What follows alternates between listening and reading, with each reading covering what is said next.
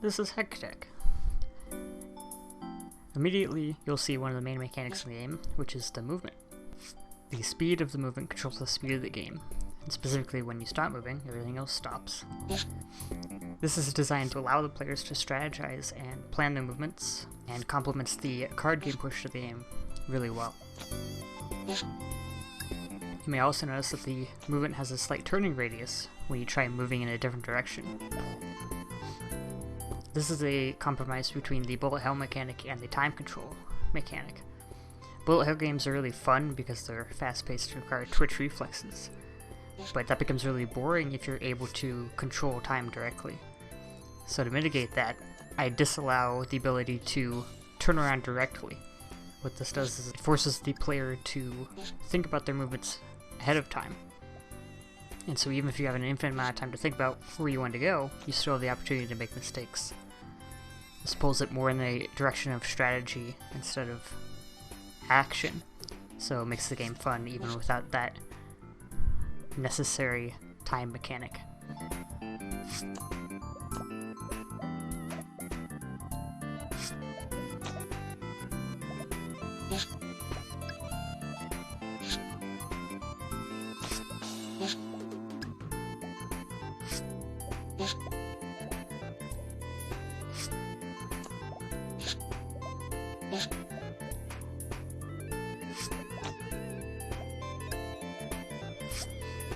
The design of this first stage is a direct extension of the original game. The original game was a Ludum Dare entry, in which there was only one stage with this checkerboard pattern and these geometrically designed enemies. To pay homage to that, I've kept the checkerboard pattern and kept the geometric enemies. I've changed the boss slightly, but its bullet pattern is the same.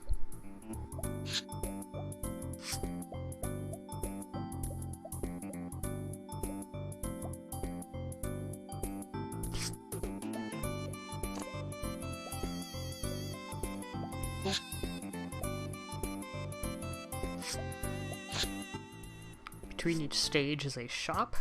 In the shop, you can use your health to buy and sell cards. So in this case, health is the currency in this transaction. And related to this, health is more or less a currency throughout the whole game. Health is spent to pick up cards, and then regained by picking up the free health cards. And it's important to note that health cards are free. This allows the player to regain their advantage after spending the health to pick up cards they need to use to kill the enemies.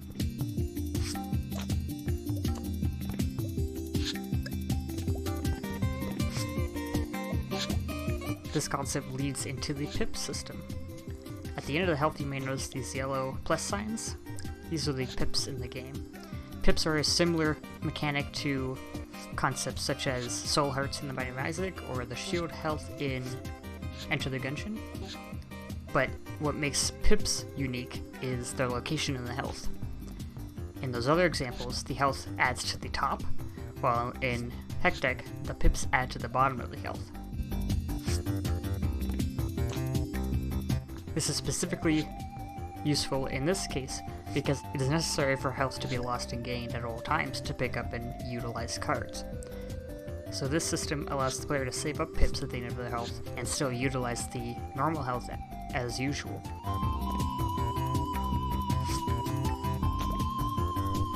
Pips also allow me as a designer to implement powerful cards that cost more than the normal 3 health, which would require the player to save up pips throughout multiple stages of the game.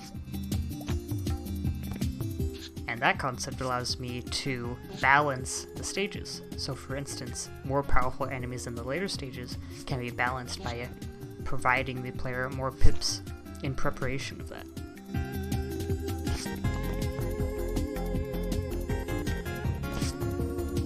I also want to point out how difficulty progression is going to be handled in this game. In a lot of games, difficulty is more or less parallel with the enemies in the game.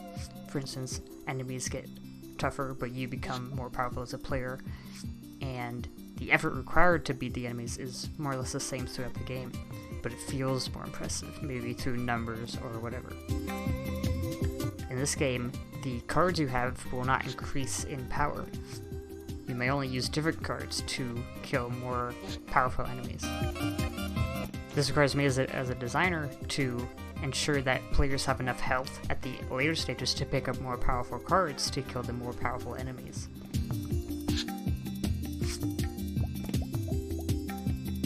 Currently, this is the only enemy that actually spawns other enemies as an attack.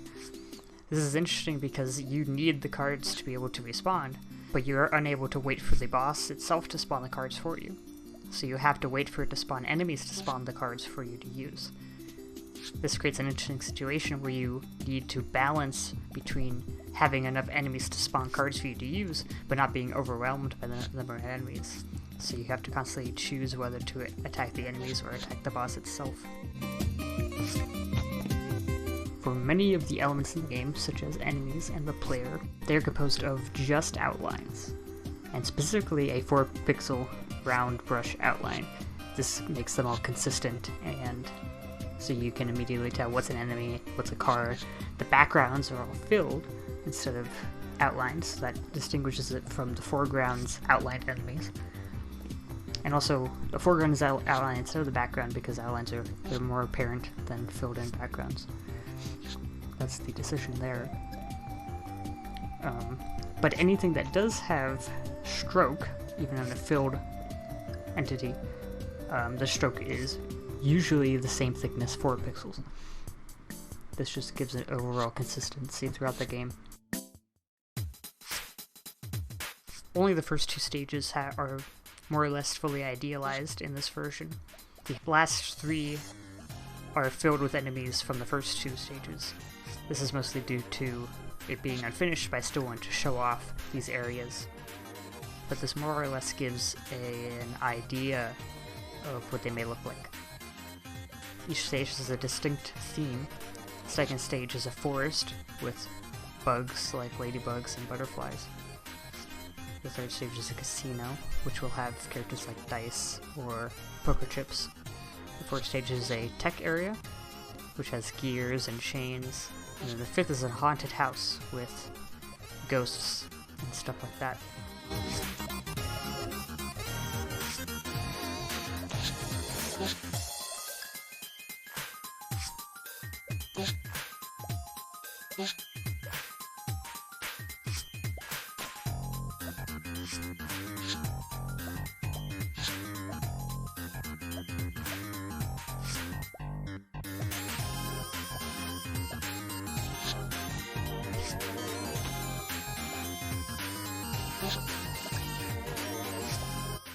The spider enemy is an interesting case for its bullet pattern.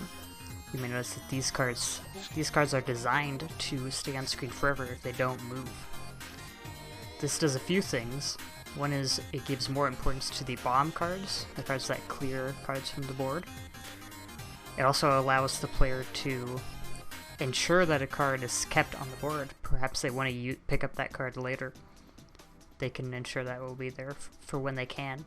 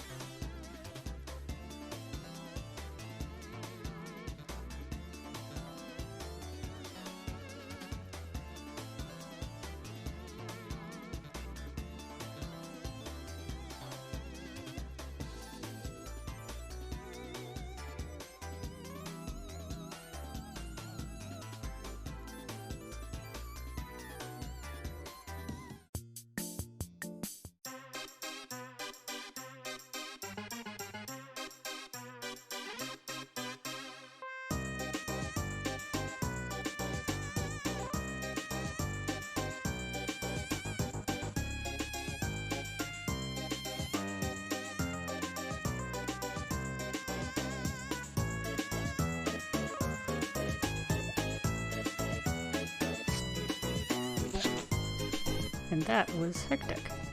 Thanks a lot for watching.